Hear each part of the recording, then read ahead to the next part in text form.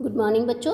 इससे पहले वीडियो में मैंने आप लोगों को व्यंजन का बताया था। अब मैं व्यंजन संधि के बारे में मैंने आप लोगों से चर्चा की थी कि व्यंजन संधि के भेद, व्यंजन संधि के बारे में मैंने बताया, उससे किसका कहाँ पे प्रयोग करते। आज की वीडियो में मैं आप लोगों को विसर्ग संधि के भेद के बारे में बच्चों बताऊंगी। तो बच्चों देखिए, विसर्ग संधि के निम्नलिखित मुख्य भेद हैं। विसर्ग का औ, यदि विसर्ग के पहले अ हो तो अ हो तथा बाद में भी अ हो, या किसी वर्ग के तीसरे चौथे पांचवें वर्ण में क्या होते हैं कि विसर्ग संधि का जब हो तो क्या होते हैं बच्चों, ग घ अंग ज झ य ड ढ अड़ द ध न ब भ म, ये जो रहते हैं तब क्या होता है बच्चों, तथा य ड़ ल व श ह में से कोई वर्ण हो तो विसर्ग का औ हो जाता है। देखिए बच्चों, विसर्ग संधि के मैं एक बार आपको उसका जो है परिभाषा बता दे रही हूँ। मैंने पहले बताया था, फिर भी मैं एक बार आप लोगों को विसर्ग संधि की परिभाषा बता दे रही हूँ। विसर्ग, यहाँ पे देखिए, विसर्ग के बाद स्वर अथवा व्यंजन आने पर विसर्ग में जो विकार होता है, मतलब परिवर्तन होता है बच्चों, उसे हम क्या कहते हैं, विसर्ग संधि कहते हैं। तो मैंने अभी आप लोगों को ये बताया। अब इसके उदाहरण देखिए बच्चों, यहाँ पे कई उदाहरण आप लोगों को दिए गए हैं। मैं आप लोगों को कुछ उदाहरण बता रही हूँ। यहाँ मन जो हलन, देखिए यहाँ पे क्या है बच्चों, विसर्ग का ये है आप लोगों का जोड़ हर, तो मनोहर। पूर्ण, यहाँ पे देखिए फिर र में हम लोग क्या दे रहे हैं, विसर्ग का मतलब यहाँ प्रयोग कर रहे हैं जोड़ हित, पुरोहित। इसी प्रकार और आप लोगों के कई सारे यहाँ पे उदाहरण दिए गए हैं।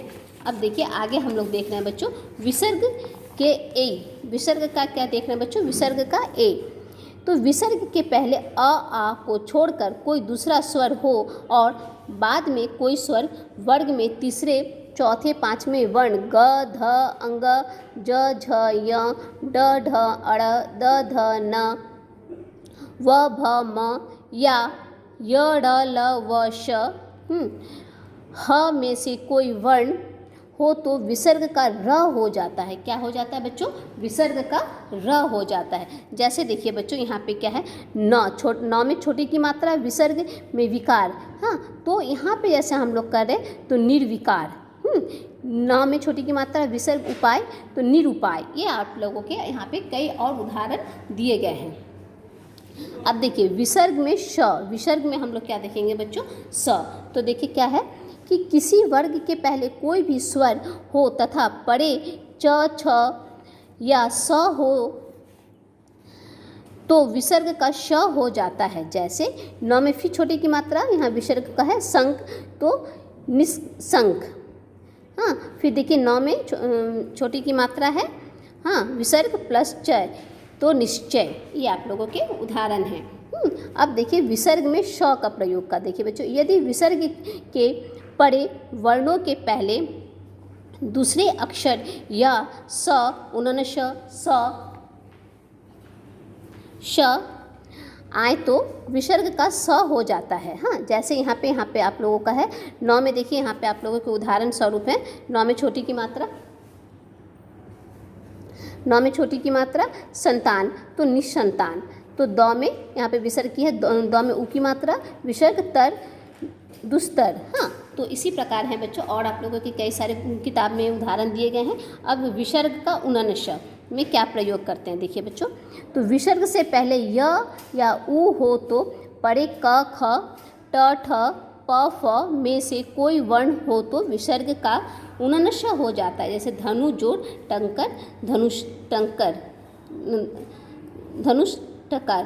ट में क में क्या है, ट, क में आ की मात्रा का, धनुष टकार। नी जोड़ प्राण, निष्प्राण। नी में यहाँ पर भी विसर्ग है, फल निष्फल। यहाँ पे और कई सारे आप लोगों के उदाहरण हैं। आगे देखिए बच्चों, आगे है विसर्ग का लोप। यदि विसर्ग से पहले अ या आ हो और बाद में कोई भिन्न स्वर हो तो विसर्ग का लोप हो जाता है। जैसे अंत जोड़ एव, अतेव। हाँ, इसी प्रकार है विसर्ग का लोप तथा पूर्व स्वर का दीर्घ हो जाना। यदि विसर्ग से पहले अ या आ को छोड़कर कोई स्वर और परे र हो तो विसर्ग का लोप हो जाता है और पूर्व स्वर का दीर्घ कर दिया जाता है। जैसे नी में विसर्ग है रस, नीरस। ठीक है बच्चों। अब देखिए वर्णों का लोप तथा आगाम की युक्त हिंदी के प्रमुख कुछ संधियां हैं। ये आप लोगों के उदाहरण स्वरूप आप लोगों को समझाने के लिए दिया गया। इस जोड़ ही, इसी, वहाँ जोड़ ही, वहीं, सब जोड़ ही, सभी, लड़का जोड़ मन, लड़कपन, आम जोड़ चूड़, आमचूड़, पानी जोड़ घाट, पनघट, लड़का जोड़ ओ, लड़को, नदी जोड़ य में चंद्र बिंदु है, नदियाँ। ये आप लोगों के कुछ हैं मुख्य संधि आप लोगों को। जैसे यहाँ पे और आप लोगों के कुछ उदाहरण हैं।